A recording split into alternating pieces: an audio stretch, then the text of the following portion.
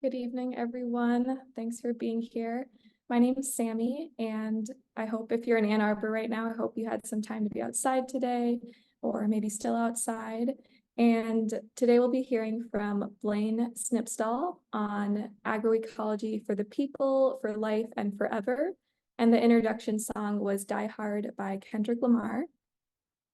So as you know, Food Literacy for All is co-led by Dr. Margot Finn and Dr. Shakara Tyler. And other team members that make this course possible include our two graduate student instructors, Megan Gross and Naitzi Hernandez, as well as our Sustainable Food Systems Initiative coordinator, Kimmy Vandewej, and our wonderful technology helper, Chris Taylor. So thank you. And then we also want to give a big thank you to our other the people who give generous support to Food Literacy for All, including the School for Environment and Sustainability, the Center for the Education of Women Plus, CEW Plus, as well as the CEW Plus Francis and Sydney Lewis Visiting Leaders Fund. So thank you all. And then some ways to engage. As you know, we are active on X. We will also have poll questions. The poll questions today will be on Zoom, so they will not be on iClicker for tonight. And then all of our classes are filmed and available on the SFSI website. And I will pass it over to our reading response, and this is from Courtney M. Hi, everyone. I hope you're doing well. I wanted to take a moment to share some reflections on the readings we've been diving into, especially the one for this week. Blain Snipstal's discussion on power dynamics within the food system really resonated with me. His exploration of how historical legacies like plantation models of agriculture continue to shape contemporary food systems highlighted and enduring inequalities embedded in our society. One aspect that stood out to me was the concept of cultural makers and how they influence narratives around food production and consumption. It made me think about the role of media, corporations, and policymakers in shaping our perceptions and choices, and how challenging these dominant narratives is crucial for fostering more sustainable food systems. So I wanted to explore how we could further consider how we can contribute to positive change in our communities and the future of agriculture. Peace, everybody. That was a really great reading response. Thanks for handing it over, Sammy. So I'm going to introduce my dear friend and comrade, Blain Snipstal. He's a timber farmer and worker owner of Earthbound Building. Earthbound Building specializes in timber framing, natural building, and custom carpentry. Blain has over 12 years of lived experience in farming and land-based organizing, both domestically and internationally. He has come to find that timber framing, natural building, and sustainable agriculture are from the same seed. And this is a really humble bio for someone like Blain. Don't you know that folks who have really powerful impacts and do a massive amount of work, but get very little acclaim or recognition, and just spotlighted. Blain is one of those folks. And so he is also a co-founder of the Black Dirt Farm Collective that we share together as a space, a Black common space. He's also been involved in the Climate Justice Alliance and a number of other national formations, and just a lot of beautiful grassroots movement work Blain does. And so we're in for quite the treat. So now we're going to go to the polls. Okay, so our first poll question tonight, how many generations ago was someone in your immediate family a farmer? It could be 0. It means that you are actually a farmer or you live with farmers today. It could be 1, maybe one of your parents, 2, maybe your grandparents, 3, great-grandparents, or E, you don't know. Okay, very interesting. I don't know if folks can see the results, but for the majority of folks don't know, or they think it's at least 4 generations back. So question 2, I think we need to also, okay, there we go. Which of the following is not one of the pillars of the system of plantation agriculture that Blain talks about? A, the dispossession and forced resettlement of Native Americans and Africans. B, the social movement of agroecology. C, widespread use of monocultures. D, exploitation of enslaved people, specifically Africans. And E, use of racism and white supremacy to justify the system. All right, the majority of folks said that the social movement of agroecology is not one of the pillars of the system of plantation agriculture. Nice. Okay, we'll move on to the next question. So question 3, how does timber frame construction fit with the principles of and methodologies of agroecology? A, it empowers smallholder farmers in rural communities. B, it's based in the use of renewable, local, on-farm resources. C, it draws on traditional and ancestral knowledge and wisdom. Or D, all of the above. Okay, the majority of you all said all of the above. Okay, thanks for doing the poll. I will now pass it over to Blain. Well, good evening, everyone. Okay, sweet. Well, good evening, everyone. Many thanks for tuning in and for allowing me the space to join you all this evening. My talk will not be 50 minutes. I will try my best to get to 20 minutes. I'm always the #1 fan of discussion and open dialogue. So hopefully there's a way in this format in which we can have some form of exchange. I'll just reintroduce myself, talk a little bit about myself, and then get into it. So again, my name is Blain Snipstal. I'm a farmer and timber framer, natural builder based in Southern Maryland. I am also a parent of several small kids and a partner to my better half, Samaria. And we run a farm here in Southern Maryland called Juniper's Garden. I'm also a co-owner of Earthbound Building.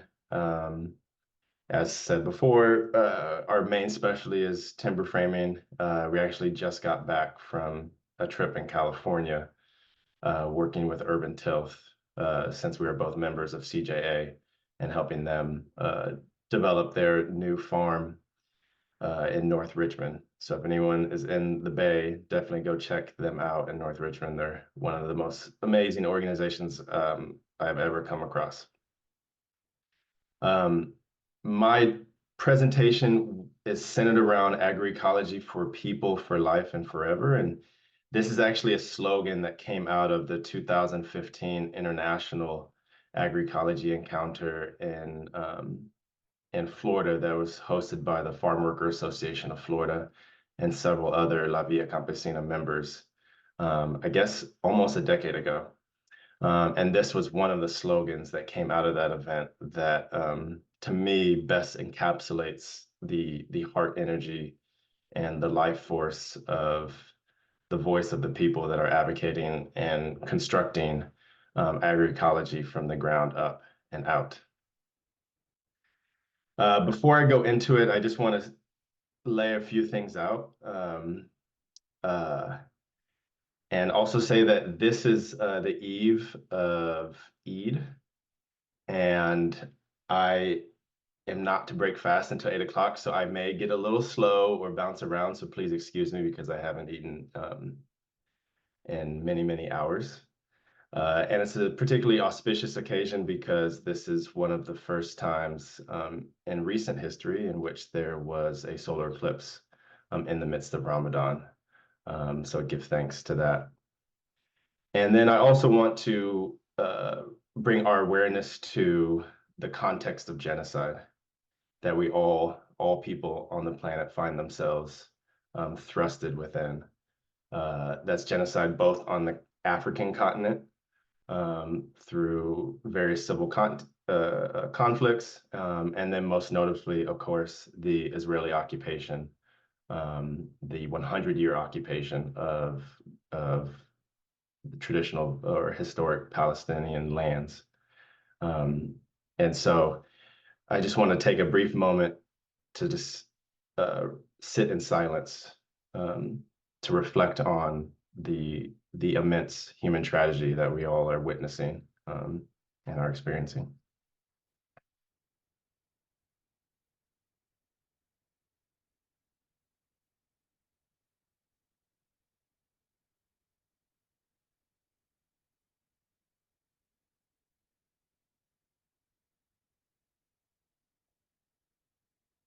Thank you.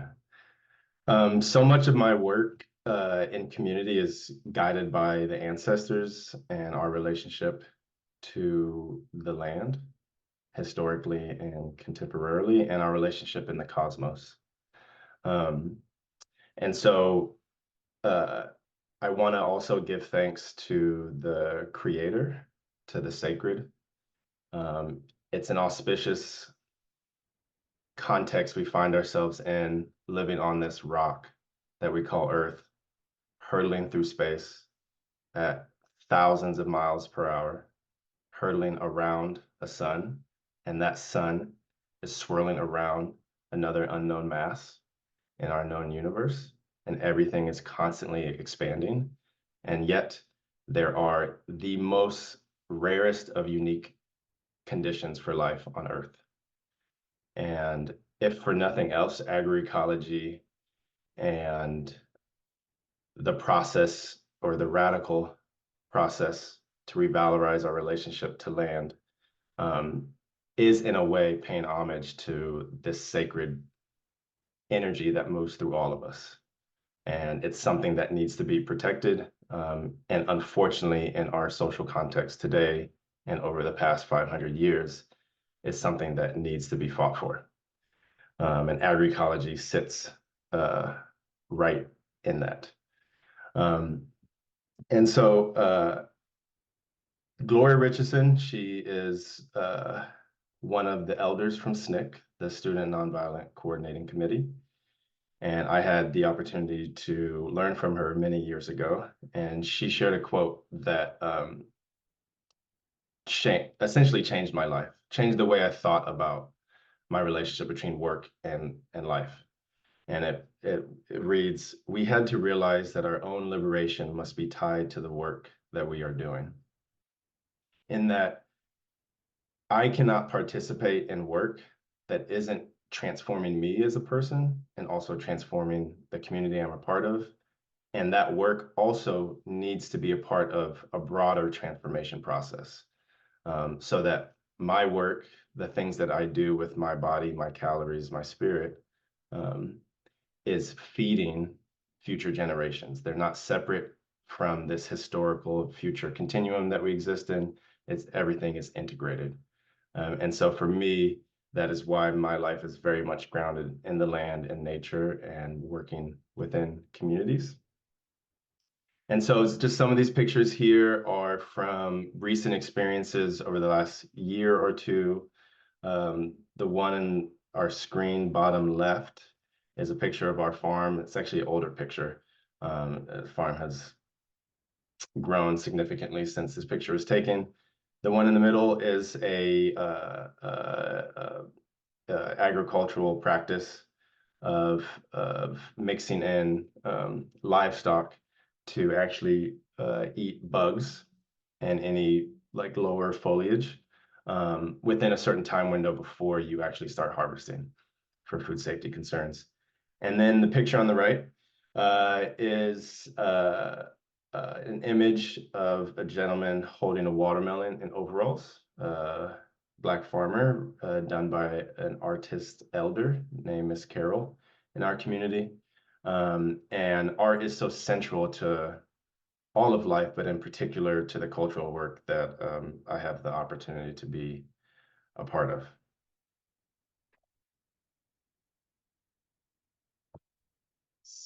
Slide.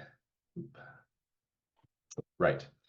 So the key aspect to agroecology is the place you live in, right? And so let's situate ourselves to the place that I find myself within, the Chesapeake Bay region, or what we call the Mid-Atlantic, also referred to as the DMV, in particular to DC, Maryland, and Virginia. This is in our area in Southern Maryland, is traditional Piscataway land. And the Chesapeake Bay region is the most biologically diverse region in the Western Hemisphere outside of the Amazon. And that's a little known fact.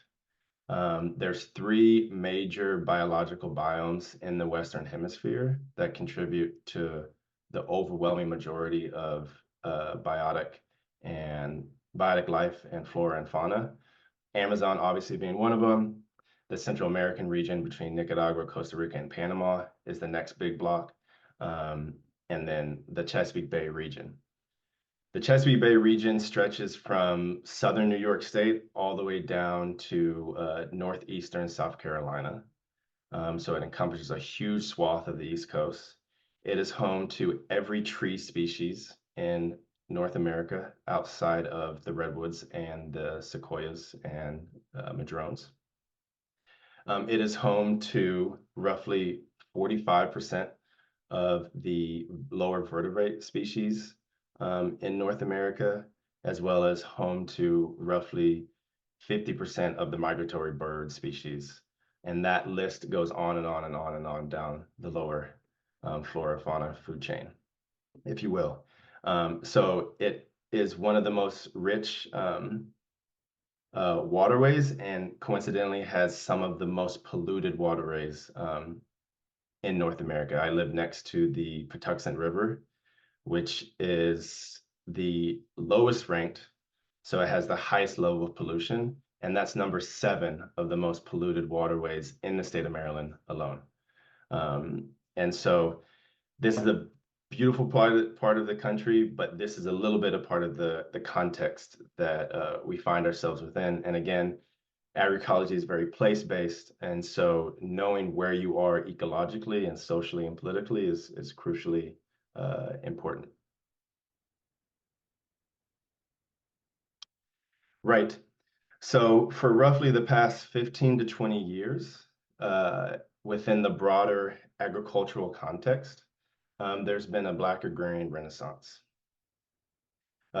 This renaissance is part of the over 400-year agrarian legacy that is grounded in knowledge of working the land and intergenerational relationships. This renaissance is part of the 400-year struggle against the plantation economy and the forces of capital that were implemented or sowed into the development of this country. The plantation model of agriculture is the basis to the form of capitalism that was birthed in the early years of this country, of the US. So it's important to note that this plantation model of agriculture was introduced the first subsidies that we saw in the world. The subsidy of slave labor and the subsidy of stolen land. I'm using the word subsidy because we went from slave labor and the slave economy to subsidized agriculture. And that is to highlight that agriculture cannot survive without some form of subsidy in capitalism. Because of the way capitalism is structured in terms of its extractive nature, agriculture cannot exist by itself. And so industrial agriculture within the same lineage, in terms of widespread use of single crops or monoculture, the concentration of land in fewer and fewer hands, really the first time in human, well, recorded human history of land ownership at a scale of an individual owning 1,000, 10,000 acres. That was something that came down through the lineage of European land ownership models. But because of the size of the land base here in what we now call the US, we were able to see individuals being bequeathed land and overnight having 10,000 acres. That acres has people and animals on it. And so this industrial form of agriculture is the byproduct, is the child of the plantation model of agriculture. And so that's important to highlight because in this Black agrarian renaissance, understanding this historical analysis gives us a gateway to understand how best to organize ourselves in our context today. And it's also to highlight that there's been 400 years of resistance. Within the agrarian context, writ large, but in particular to the Black agrarian experience, whether that's from Booker T. Whatley in more contemporary circles in the mid-1900s, all the way down to George Washington Carver, who was a true sage, and all that in between, Fannie Lou Hamer, and so on and so forth. And within this Black agrarian renaissance, there are efforts amongst individuals and organized communities or collectives, as well as organizations, to make bridges between traditional or what we might call legacy farmers. So farmers who stayed in the South, did not move in the Great Migration, were able to retain or hold on to their land, and that land has been passed down, and as so too has the knowledge, and in many cases, seeds. And so those are key pieces in this revalorization, which is a key part to the broader agroecology process. And let me just make a little bit of an aside here that, you know, I use the word agroecology, which is relatively recent in the lexicon of how we look at or describe traditional agriculture. But agroecology is part of what we refer to as a 10,000-year-old process of the development of traditional smallholder communal forms of tending the land. And that in fact today, smallholder agriculture is still contributed to producing the vast majority of the world's food that is consumed. The misnomer of the agricultural oligarchy in the West via the Green Revolution post-World War II is that industrial agriculture feeds the world. Well, there's actually been there's no research to show that that is actually true. Yes, there is more production on a caloric basis, but if you take the amount of energy input versus the energy that comes out, it's a deficit relationship.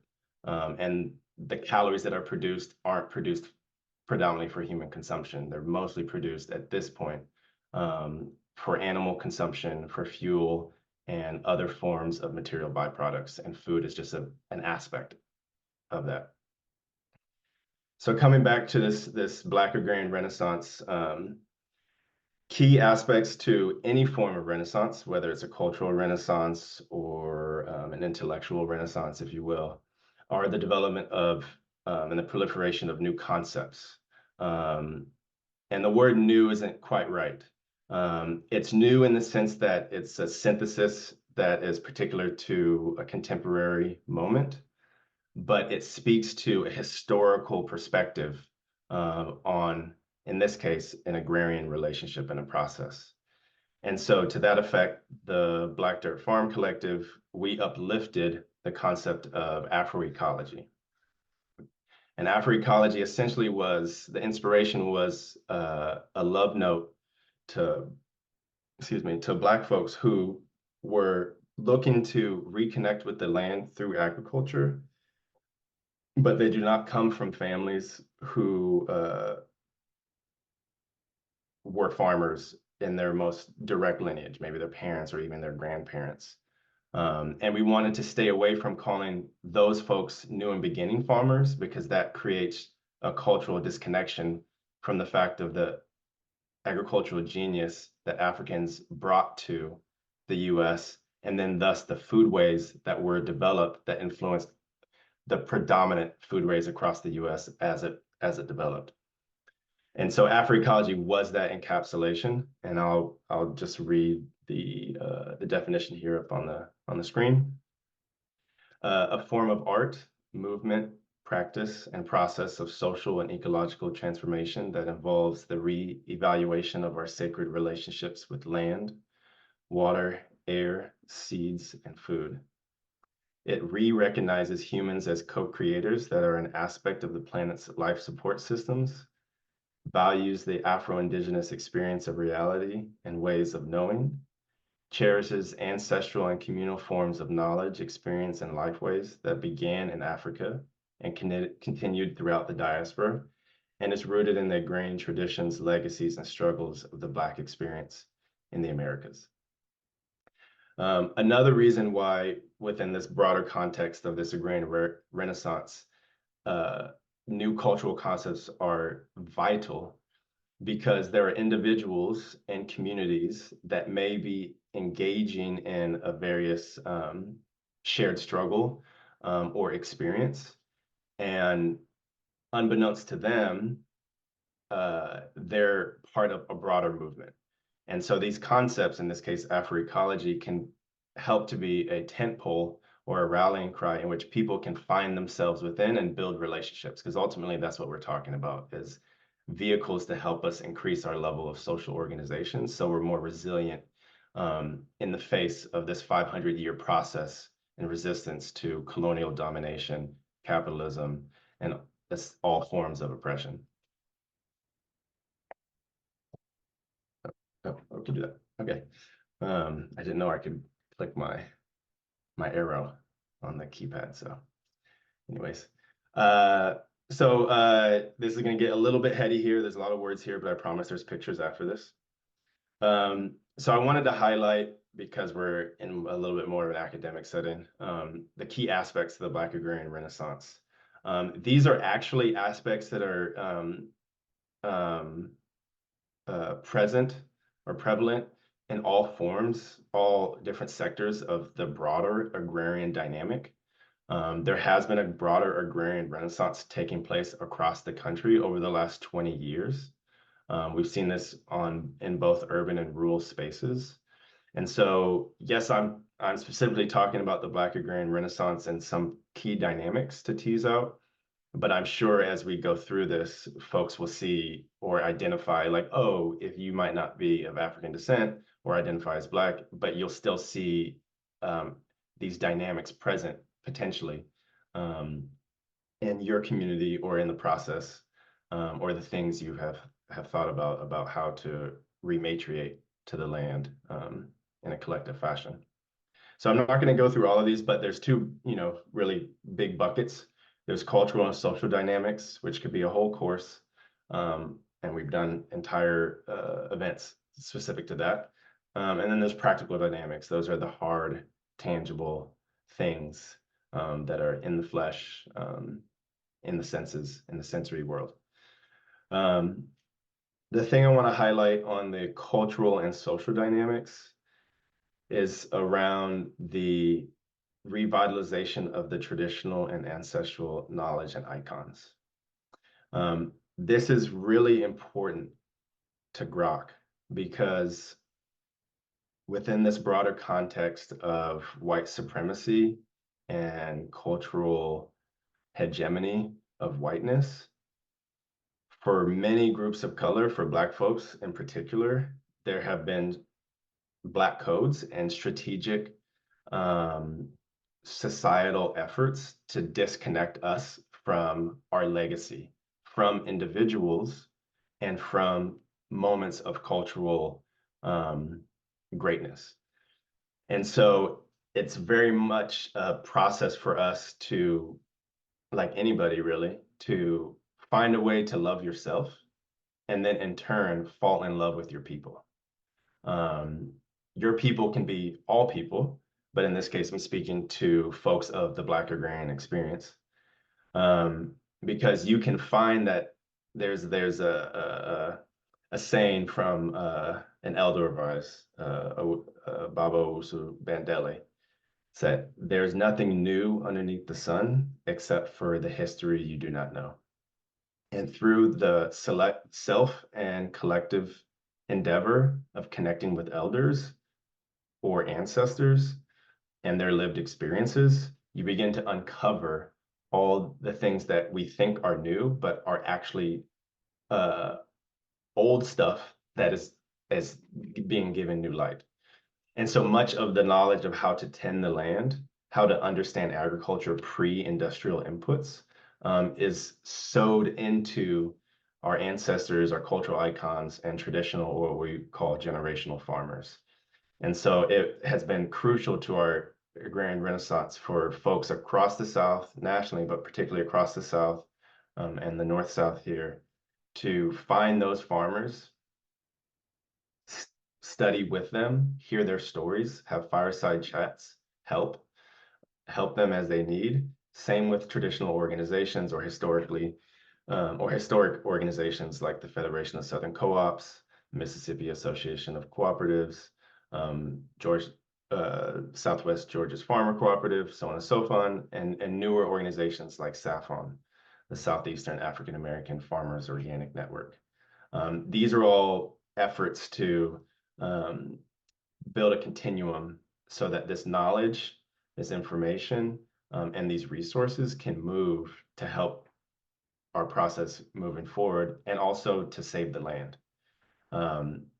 It's crucially important that there is a land base to implement agroecology on. And that land base more and more is divided along race and class lines. Roughly 75% of the land in the US is privately owned. The other remaining 35% are sidewalks, national parks, state parks, et cetera, et cetera. Of that 75% of land, 90+% of it, it's roughly like 93% of it is owned by white folks. Marry that or mirror that to us on the verge, this society on the verge of becoming a majority of minorities, essentially a plurocracy, if you will, where just in a few decades, depending upon the statistics you read, the white population will no longer be the majority population in this country. Marry that to the political structure that we have, still reflecting what is a dwindling ethnic base, in this case, white folks. And so it's crucially important that folks of color, working class folks, are able to hold on to and access land to implement these practices and other forms of cherishing the land and each other, so that there is a base in which folks can feel safe, a base from which to generate wealth, and a base from which to build resiliency in the face of societal violence and the coming climate chaos. The other part here is the political dynamics, and that's the hands-on, the physical, what you see, what you can touch. And the thing that I want to uplift here is the rematriation on land and the proliferation of farms and land-based projects. Early on in this agrarian renaissance process, the call was, let's get to land. You need land, you need access to land, free the land. And that's been a call for centuries, quite honestly. But in this particular aspect of this historical process, as folks got access to land, well, then the question become, what do you do? You thought the hardest part was actually getting access to the land. Well, that is actually a really hard part. But the much more nuanced and the real work begins once you are on land, and how do you activate that land base, whether it's you and your family or family farm, augmented family farm, or through a collective process. And so the question that I want to pose is, what are the ways in which we can settle on land that challenges the predominant narrative and system dynamics of the plantation industrial model of agriculture? Next slide. And so I want to segue now to just some pictures, some experiences we've had recently here in Southern Maryland with Black Dirt Farm Collective and at our farm at Juniper's Garden, where we are trying to find the liminal space, the hidden nugget where land, culture, agriculture, and arts collide. Because in our analysis, the code is not to crack, how do we get more farmers? That is a big piece. But as many farms enter agriculture each year, this almost an equal number exit, right? So the broader question is, how do we resettle the rural countryside in a way that uplifts the inherent dignity and livelihoods of rural life, of life on the land? And that is much more nuanced and multifaceted than just solely focusing on growing farmers. There's plenty of organizations and spaces that do that, and they do that very well. And so our slice of the pie, if you will, is to look at this a little bit more holistically and through a cultural lens. How do we open the door to nature through agriculture for folks that otherwise might not see themselves reflected in it?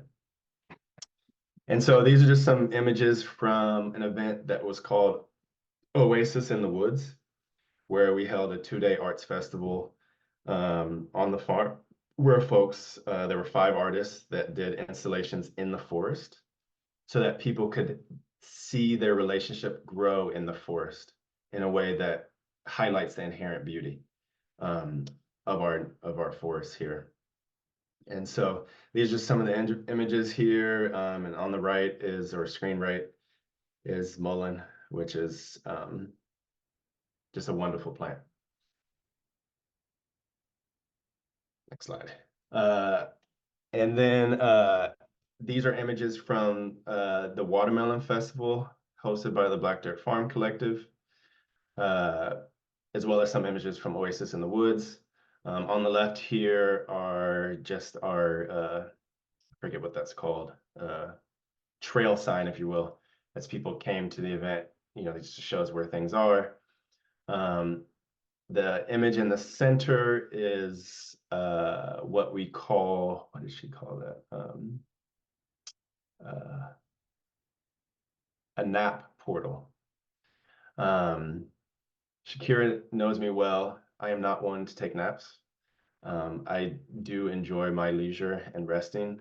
But there are folks in our community who are firmly in the camp of rest as resistance. And so part of our events is centering the way in which we care for each other at large, but in particular, how folks find space to rest and respite in moments that can be quite stimulating. And so this was the nap portal that one of our artists created.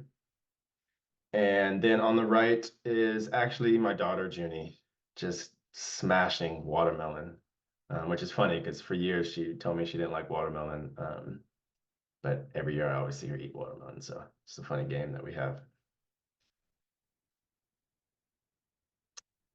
And so these photos here are photos from a brigade. And so a big part of agroecology, and in particular BDFC's work, is uplifting the value of internationalism. Agrarian peoples all over the world have a shared struggle. The struggle is against capital and the capitalization of land, life, and culture.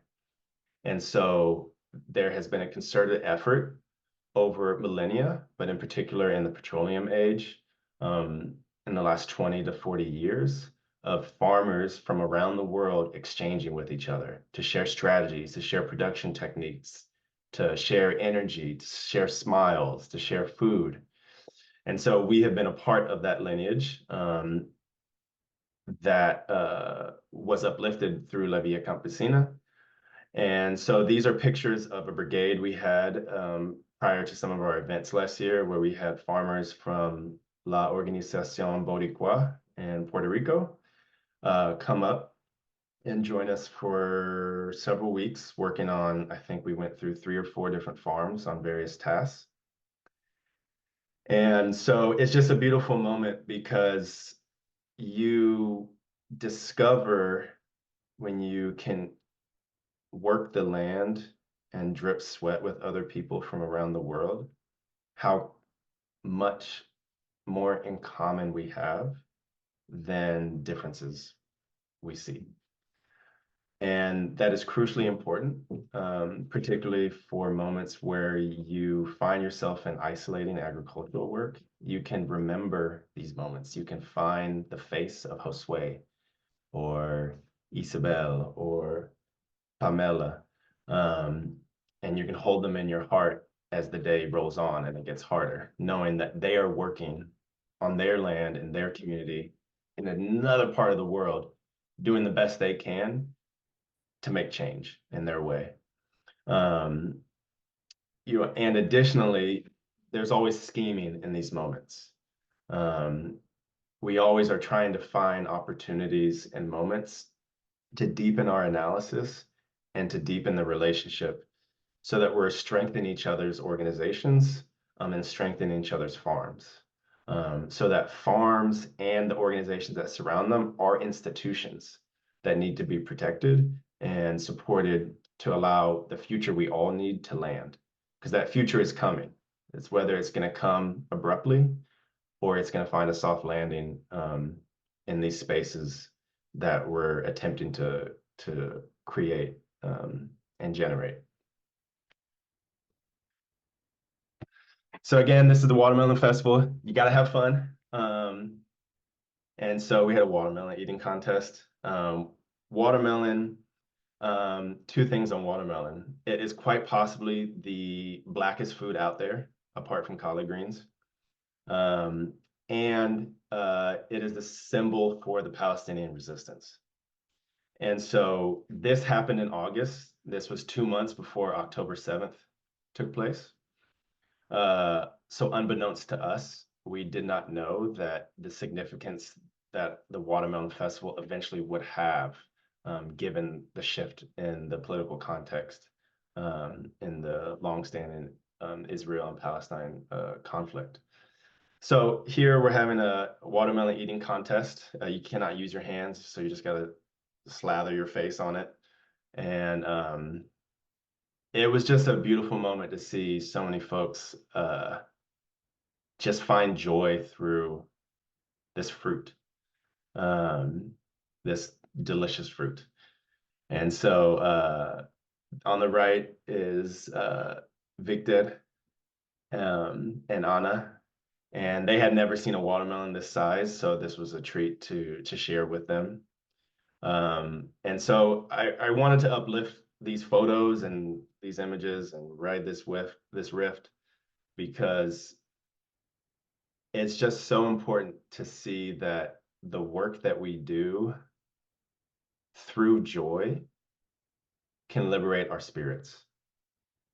And quite honestly, we need more of those moments in all the work that we do. So part of this event, in our conception of agroecology and Afroecology in particular, is inclusive of the farm space on the land, but does not exclude the broader ecosystem. So to that effect, as I showed in the image in several slides previously, we're right up against the Chesapeake Bay. And so aquatic life is a huge part of the life here in the Chesapeake Bay. And so part of our event is that we took 50 people out on the water kayaking. And it was absolutely insane. It was some folks' first time being on the water. Others were quite experienced. But it was a beautiful, beautiful moment to, through experience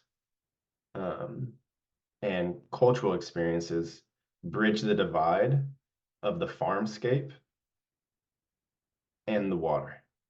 Very often in agriculture and in farm circles, we're only thinking about the farm. We're thinking about the box that we produce food in, which is very important because that's an important box because we produce food, we want to do it well and to feed people, so on and so forth. But agroecology deposits the notion that how does the farm fit in the broader wheel of life that is the ecosystem that the farm finds itself in. And that wheel of life is not just biotic, the way in which we exchange plants and insects and soil, but also cultural, the way in which we exchange our bodies and our ideas and our hearts and minds. And so, that's sort of the cultural theory behind this practice that we see in person. And so, like any other thing we do, before we can do the thing, there is a grounding and guidance by an elder who calls in our ancestors and the spirits, as well as another elder who can illuminate key information, ecological, social, and political, and so forth, about the context. And so this was held at the Patuxent River Keeper, which is the only Black river keeper in the state of Maryland and potentially on the East Coast, Fred Tutman. And he broke it down on the context of the waterways that we were kayaking on. And then the photo on the left, or I guess my left, was our entire organizing team to pull off the several weeks of brigades and our encounter at the Watermelon Festival. I think there's another one. Right, and so here are some more images. The one on the left is us praying on the water before going out there. And then the one on the right is what happens at the end of all things, which is party time and relaxation. Families can come out and kids can be free. And to see free kids lets you know that the future we all need is possible. Okay, let me go back here. And so to end my moment as a talking head on the screen, I wanted to offer several points to consider for the next period ahead.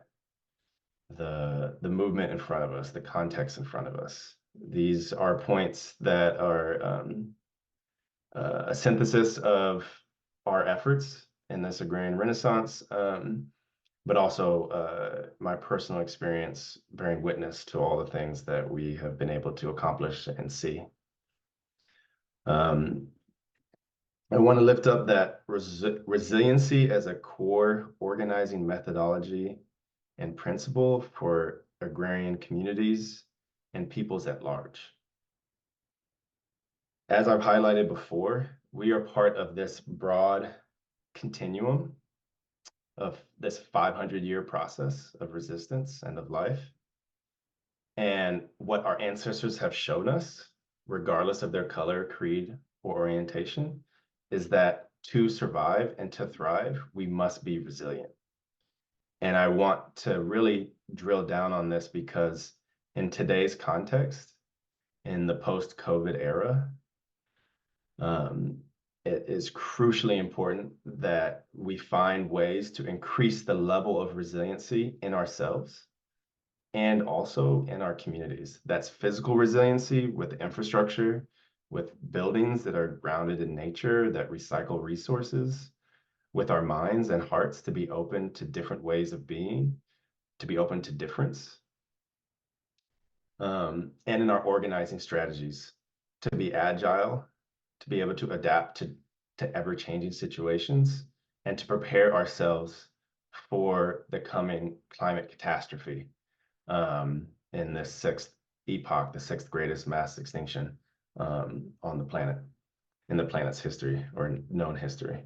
So resiliency as a core organizing methodology and principle. The second piece I want to offer up is establishing and strengthening territorial processes that are grounded on farms with clear methodologies and alliances.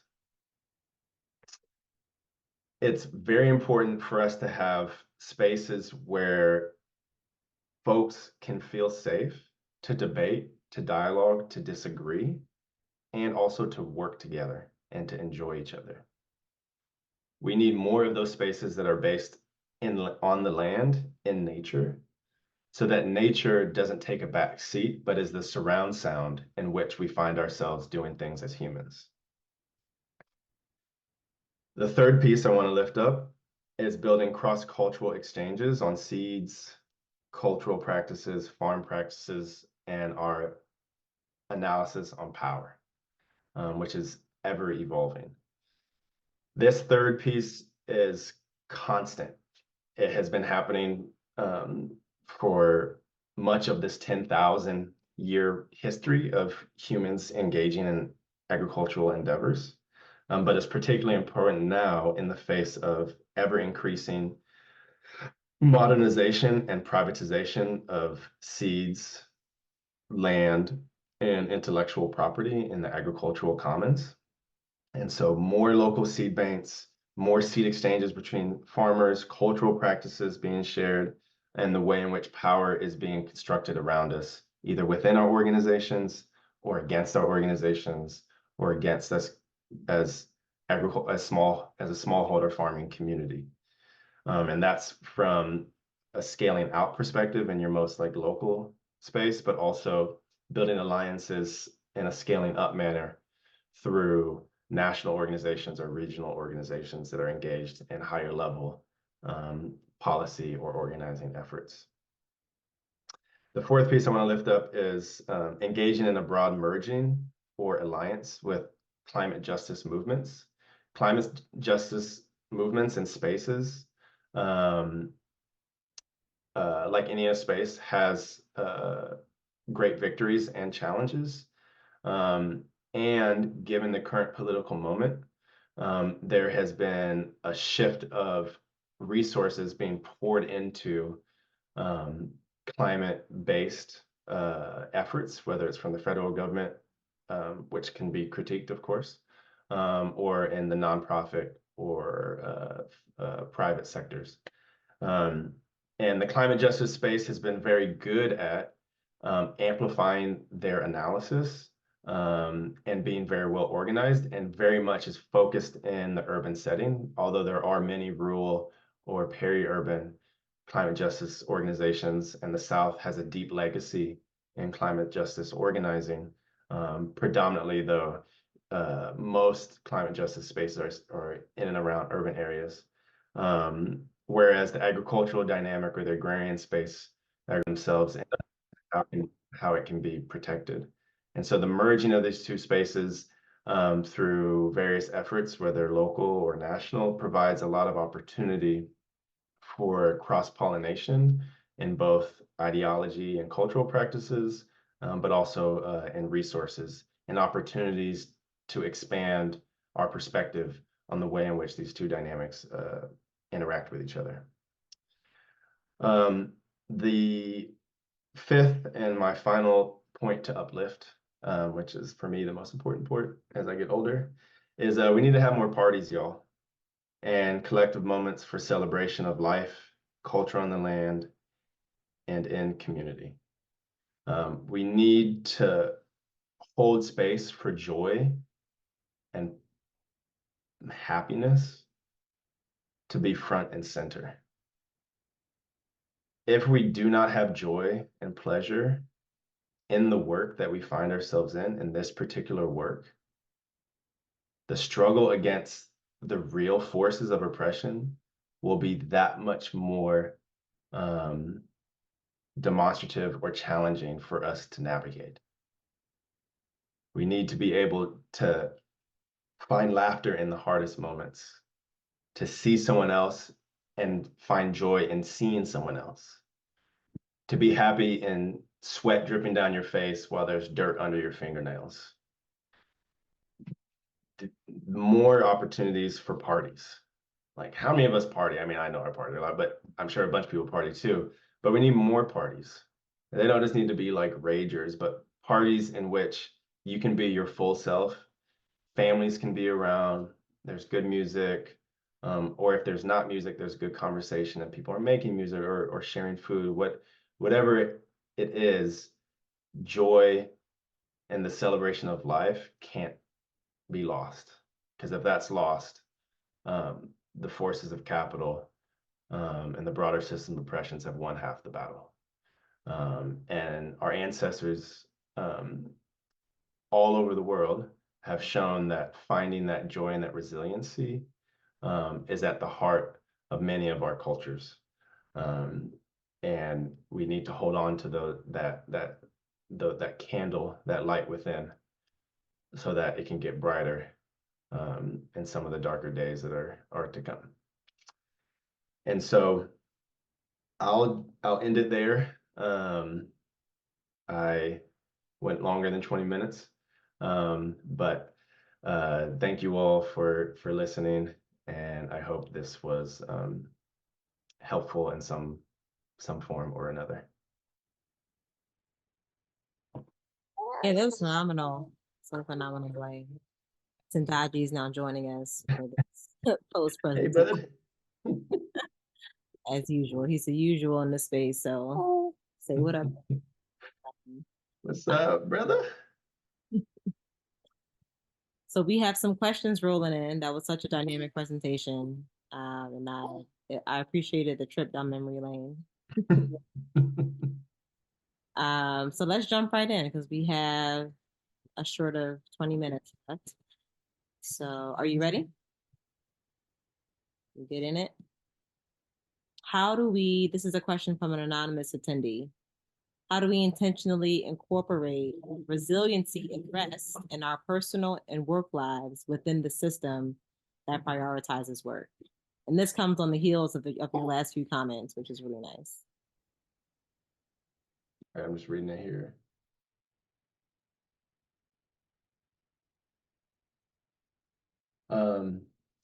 Yeah, it's a good question. It, as everything else, it depends on your unique context. But I will say, I'll speak to the personal first. From my personal experience, it's almost impossible to find resiliency in yourself if you don't have space for yourself. So the first question becomes, how do you create space for yourself in your work, or in your work family life? However that is set up, you've got to find that space, because then that will inform how then you'll show up in collective or community spaces in which resiliency needs to be or is being proposed as a key part. And so that individual resiliency is crucially important to inform the collective resiliency, but also on the inverse. In the case of Saffon and the Vector Farm Collective, we're very much based in relationships, and those relationships are based in care and kinship. And so there's a recognition of the humanity of the other person. And so the work is heavy and it's constant. But when the space is centered upon relationships, more often than not, there are more opportunities for care, and to see each other. And that then gives more space to actually really breathe into this like cultural and like social resiliency. Resilient infrastructure is a different ballgame. That to unlock infrastructure to build the physical resiliency of a place or the ecological resilience of the place requires, in many cases, the skills necessary to actually be able to work in the land with the land in that way, or the forest, or the aquatic spaces. And for the infrastructure, the physical infrastructure, it's unlocking the financial resources is the capital. And there are many ways to do it low cost. But for most of the time, at least in our experience, the capital required to transition infrastructure to be more sustainable and green or closed loop can be significant. But it can be offset with finding individuals or groups who have the knowledge and the skills to share or to help out, to help reduce the financial burden of transitioning that kind of infrastructure. Right, dead on. I love that. So we also have another question about the current battle between solar and renewable energy use on farmland. So what do you think about this battle, and do you see a world that these two could coexist? The world where they coexist is the one we're in right now. It's not the desirable form of coexistence. It's just forced in there. So let's take a step back on what is renewable, quote unquote, renewable energy. And in the conventional sense, what's the driving ideology behind it? The driving ideology behind renewable energy suggests that, in this case, the industrialized countries can consume energy at the level that we're consuming, and renewable energy is just going to replace petroleum. Consumption won't change, but renewable energy will replace petroleum energy. And in no scientific reality is that possible. There's just not enough rare minerals on Earth to produce the level of renewable energy to maintain our current consumption levels. The three things about recycling that are off, two of them are ignored. But the first one is reduce, the second one is reuse, and then the third step is recycle. We skip the reduction because the reduction speaks to human behavior. And so that's the hardest piece to crack, because that's going to cause corporations to lose the most amount of money. So it's important to understand that when we're talking about renewable energy, we're talking about it in the context of consuming at the same level of consumption, which is deeply unsustainable, profoundly unsustainable. Now we can talk about the forms of renewable energy. There's the big three. There's solar, there's wind energy, and then of course there's hydroelectric. Hydroelectric has been done forever, and we have hit the threshold of hydroelectric energy. In the cases of Brazil, that has one of the highest levels of hydroelectric energy in the world. The flip side to it is, well, if you don't have enough rivers that create enough pressure to create dams to harvest that energy, you have to basically terraform a river basin to put in massive dam projects. And that's what's happening throughout Brazil. So yes, you can have renewable energy, but if you take the true cost to the planet, it's not renewable energy. You're in an energy deficit. Then there's wind energy.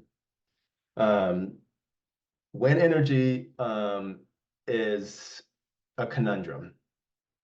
It is not truly sustainable because of the infrastructure required to produce the turbines and the fins, and then to install it requires petroleum-based technologies to do so. So already you're starting off at the deficit. The other piece is they have found that the frequency emitted in the turbines collapses the eardrums in bats. And that is a really big deal, because if bats' eardrums are collapsed, they are essentially blind. And then when you start losing bat populations, the whole ecosystem just starts to destabilize, because they're such a cornerstone species. In addition, the migratory birds are suffering the same thing. The other piece with wind energy, which is the big one, which is why it's mostly a failed renewable energy, is Papa, yeah, baby. can I have some water? Yeah. Sorry, my daughter just came here. The big piece with the renewable energy of wind power is that in the place of the US, the place where the highest amounts of harvestable wind power is the furthest from the places that would use said energy. So the Midwest, on average, has the highest wind amount yearly. Has the highest wind amount on average yearly. For example, Kansas. I used to live in Kansas. Kansas is one of the windiest states in the country. Um, but the places that use the most energy, LA, New York, the coasts, larger cities, the amount of energy required to send that harvested energy to those cities trumps the amount of energy that the turbines produce. And so, and most people in the rural landscape do not want to see turbines towering over farms. So those are the two largest impediments to the widespread adoption of wind power, which is why it's now largely a failed technology in the US as a renewable energy. The big one of the big three is solar, right? The crux to solar panels are the rare earth minerals required to develop the photovoltaics. As it currently stands, there are only a handful of places on the earth that have these minerals. Congo, of course, like cell phones, happens to be the place that has the most. And so the question then becomes twofold. What are the social implications of Congo being harvested for the industrialized world to satisfy their energy addiction with new energy? And then how much of those resources are left? And should that be for the Congolese people or should it be for the rich elite? These are ethical and logistical questions. The other piece to solar is that, again, like wind, the places where you're going to stand to get the most solar gain are the places where people that use the most energy are not. So then the question becomes, how do you ship that energy in a way in which you don't diminish it? The way energy or electricity works is basically you garner the most amount of the pie the closest to the energy source. The further you get from the energy source, the more. You're muted, Blaine. Oh, sorry. Sorry, June, you just gotta relax. Are you okay? And so photovoltaics, you can put them on roofs, which people are doing. You can put them in farms. We've seen that in our area. There is a new solar development. And if I had to choose between terrible housing that's overly priced and is poorly built and high-rise buildings and gas stations and liquor stores, of course I would choose solar. But these are all false choices. So the real question becomes, how do we shift the way in which energy is being consumed in this country and industrialized countries? That makes the renewable conversation entirely different. And so until that can happen, we're going to be dealing with this form of petroleum renewable hybridity, because the powers at large don't want anyone to change their consumption patterns. The technology for renewable energy is not efficient enough for it to make a dent in the marketplace to shift petroleum producers. And then the power of petroleum is so intense that you would rightfully need a different political structure that could allow renewable energy to take over.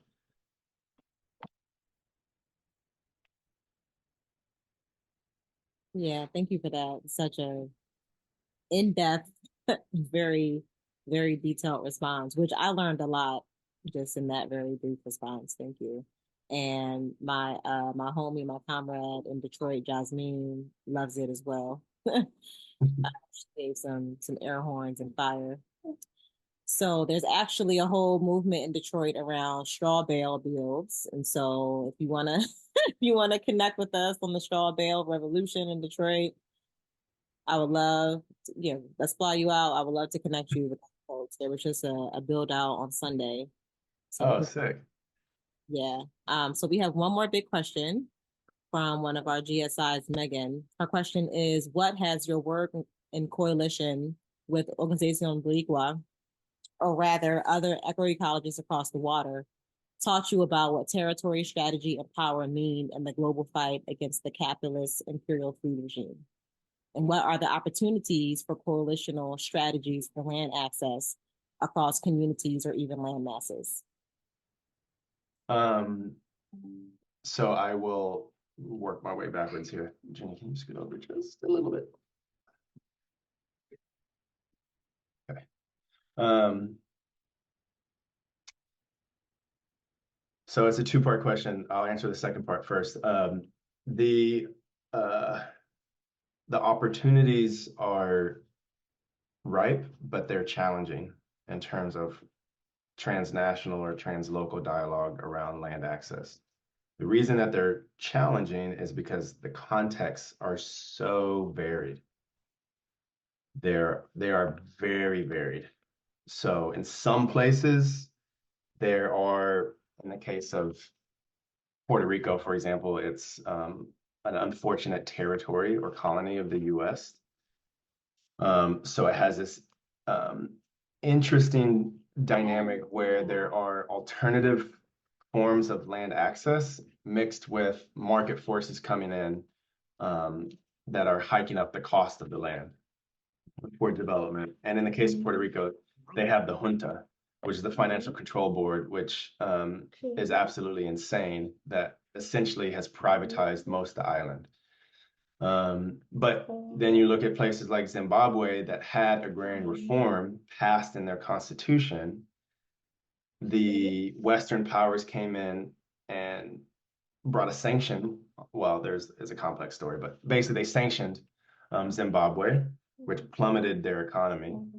But in their case, they had a agrarian reform process that stripped land from the white farmers that stole land in the first place, and then gave that to the workers, the indigenous Africans, Zimbabweans, who had always been there. And so, but that's so different than here in the US. And so then where's the ripe opportunity?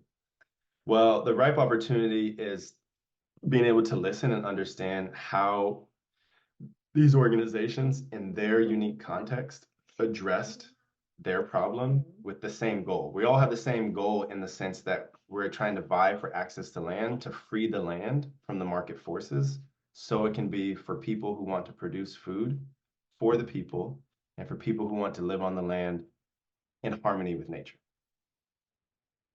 That's the target.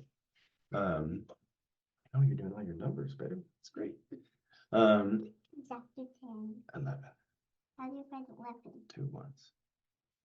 And so you can learn how they handle their analysis of their context, and then what was their proposed solutions and how they went about that. In that, there are principles and methods and actions that can be translatable anywhere in the world. Your context may be different, but let's say in Puerto Rico, they did 3 years brigades on the land, and then they were able to occupy the land, or through conventional means were able to purchase the land, let's say. Well, you could distill from that process that brigades, that social organization, and that understanding the land acquisition process and the political landscape are key tenets to how they got access to land. And those are tenets that could be applied in your respective analysis of how to, achieve your goal and your target. Papa, which comes after 11? 12. How do I 12? And then the first part, 1, 1, and 2. The first part of that question, can you refresh my memory? Of course, of course. And let me just say, I love the parenting while we talk. It's just wonderful and it's beautiful at the same time. This is the flow of life. The first half of the question is, what has the word taught you about territory, strategy, and power, meaning within the global fight against the capitalist imperial food regime? What's the word that taught me, or you said the world? What has taught you? So working with Organización Boricua, or those across the water, what has that experience or that particular community taught you about territory, strategy, and power within the broader food regime and colonialism and such?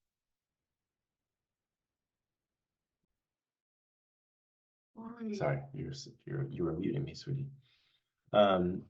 So what's not common to the broader lexicon of organizing or agrarian organizing historically and contemporarily in the States, but is in many other places around the world, is the notion of a territorial process.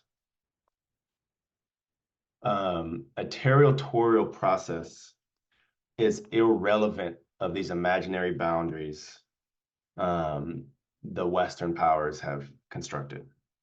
A territorial process says that what are the shared cultural, ecological, economic, and political dynamics in a given region that we can organize within and that we can really propel a vision and a strategy through. And so that can be irregardless of that can be, in this case of the US, that can be intrastate, so amongst many states, or it can sound like things when we say the Southeast or the Deep South. You know, that would be a way about talking about a territorial process. There are states. Sorry, she keeps pressing mute. Junie, we see you. We hear you, baby.